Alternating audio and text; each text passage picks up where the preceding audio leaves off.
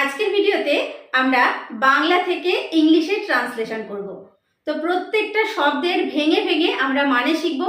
এইভাবে যদি আমরা ইংরেজিটা শিখি তাহলে ইংরেজিটা আমরা কিন্তু কখনোই ভুলবো না। তো welcome back to another video. আমি সোমা, আর আজকে চ্যানেলে যারা প্রথম এসেছো প্লিজ চ্যানেলটিকে সাবস্ক্রাইব করে নিয়ে সঙ্গে থেকো, আর আগে থেকে যারা সাবস্ক্রাইব করে নিয়ে সঙ্গে রয়েছো তাদেরকে অসংখ্য ধন্যবাদ। Let's get started.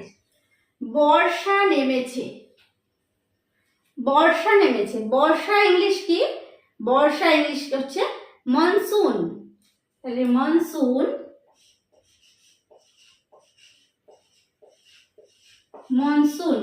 এবার হচ্ছে বর্ষা নেমেছে যখন আমরা বলবো তখন কি বলবো? Has come. বর্ষা নেমেছে, monsoon has come. Monsoon has come. Okay, যে বর্ষা এসেছে আমরা যেটা বলছি, কাম মানে আসা, তো সেই নেমেছে আমরা অর্থে ব্যবহার করলাম কাম।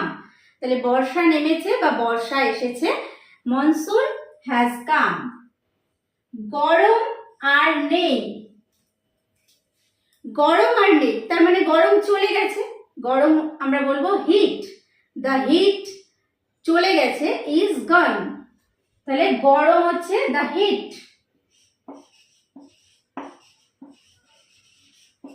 চলে গেছে বা নেই, is gone. The heat is gone, গরম আর নেই। থেকে থেকে মেঘের গর্জন আর বিদ্যুতের চমকানি চলছে। তো থেকে থেকে ইংলিশ হচ্ছে অকেশনালি।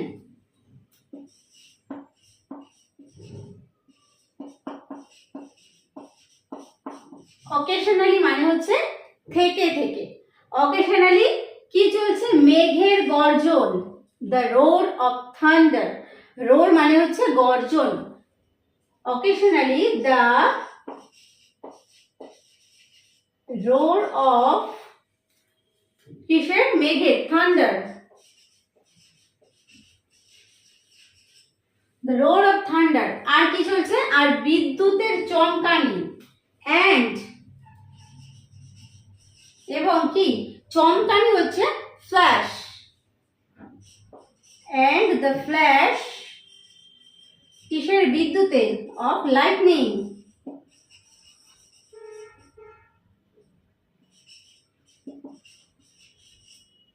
লাইটনিং কিসের চলছে তাহলে? Occasionally the roar of thunder. Roar of thunder হচ্ছে মেঘের গর্জন, and the flash of lightning এবং বিদ্যুতের চমকানি চলছে। চলছে ইংলিশ হচ্ছে আর গোয়িং অন। আর ব্যবহার করলাম কেন? দ্য রোর অফ থান্ডার এবং দ্য ফ্ল্যাশ অফ লাইটনিং এর জন্য আমরা আর ইউজ করছি।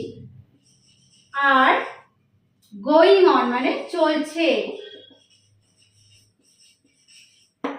Okay, occasionally the roar of thunder and the flash of lightning are going on. তো আমরা যদি এখানে এইভাবেও লিখি, the roar of thunder and the flash of lightning are going on occasionally, অর্থাৎ occasionally কথাটা আমরা পরেও ব্যবহার করতে পারি। ওকে, পরে কি আছে দেখো? পাহাড়ে ঝর্ণার জল বেড়ে উঠলো। পাহাড়ে ঝর্ণার জল বেড়ে উঠলো, তাহলে জল বেড়ে উঠলো।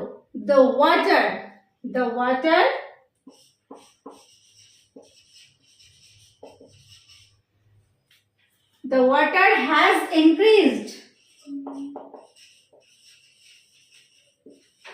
increased মানে কি? বেড়ে উঠলো বা বেড়ে উঠেছিল। এখানে যেহেতু has আমরা ব্যবহার করেছি present perfect tense, the water has increased।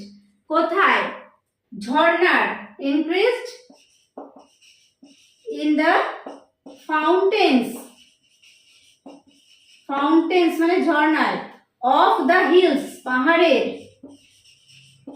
of the hills। The water has increased in the fountains of the hills। Next কি আছে? নদীতে বন্যা দেখা দিয়েছে। কোথায়? নদীতে বন্যা দেখা দিয়েছে। তাহলে the rivers, river মানে নদী, the rivers are now, এখন কি? বন্যা ইংলিশ হচ্ছে ফ্লাড, তাহলে আর নাও ফ্লাডেড। নদীতে বন্যা দেখা দিয়েছে, the rivers are now flooded. সর্ষে ক্ষেত ডুবিয়ে দিয়েছে, সর্ষে ক্ষেত ইংলিশ কি? মাস্টার্ড ফিল্ডস, তাহলে the mustard fields, the mustard fields কি হয়েছে? ডুবে গেছে। আর ড্রাউন্ড, ওকে, তাহলে সর্ষে ক্ষেত ডুবিয়ে দিয়েছে, the mustard fields are drowned. বেড়া ভেঙে দিয়েছে, বেড়া ইংলিশ হচ্ছে fence, the fences are broken, the fences are broken মানে ভেঙে গেছে। দেখো এখানে ভেঙে দিয়েছে, কিসে ভেঙে দিয়েছে? এই যে বর্ষার কারণে যে বন্যা হচ্ছে, তাহলে ভেঙে দিয়েছে, কেউ একজন করেছে, বর্ষা করেছে। তাহলে যখন এরকম সেন্স হয় তখন আমাদের প্যাসিভ ভয়েসে হয়। দ্য ফেঞ্চেস আর ব্রোকেন এখানে কার দ্বারা? বা বাই ফ্লাড অর্থাৎ বন্যার দ্বারা। তাহলে এখানে আমরা এই প্যাসিভ ভয়েসের সেন্সে ব্যবহার করব। যারা আমরা প্যাসিভ ভয়েস সম্পর্কে জানি বা আমাদের সাধারণ আইডিয়াটুকু আছে, আশা করছি তাদের সুবিধা হবে বুঝতে। তাহলে দ্য ফেঞ্চেস আর ব্রোকেন। বেচারা গরুগুলোর বড় দুর্গতি, তাহলে বেচারা গরুগুলো, বেচারা গরুগুলো অর্থে আমরা ব্যবহার করব the poor cows, the poor cows, বেচারা গরুগুলো, দ্য পোর কাউস, তাদের কি বড় দুর্গতি, তাহলে তারা ভোগ করছে, খারাপ অবস্থার মধ্যে দিয়ে যাচ্ছে, বড় দুর্গতি। Are suffering a lot, suffering মানে তারা ভোগান্তি হচ্ছে, তাদের দুর্গতি। The poor cows R suffering a lot. The poor cows are suffering a lot. এক হাঁটু পাকে দাঁড়িয়ে আছে, অর্থাৎ এক হাঁটু কাদার মধ্যে দাঁড়িয়ে রয়েছে। তাহলে দে আর স্ট্যান্ডিং, তারা দাঁড়িয়ে আছে, দে আর স্ট্যান্ডিং, তারা দাঁড়িয়ে আছে কোথায়? ইন নি মানে হাঁটু, ডিপ মানে হচ্ছে ডুবে রয়েছে, তার মানে এক হাঁটু।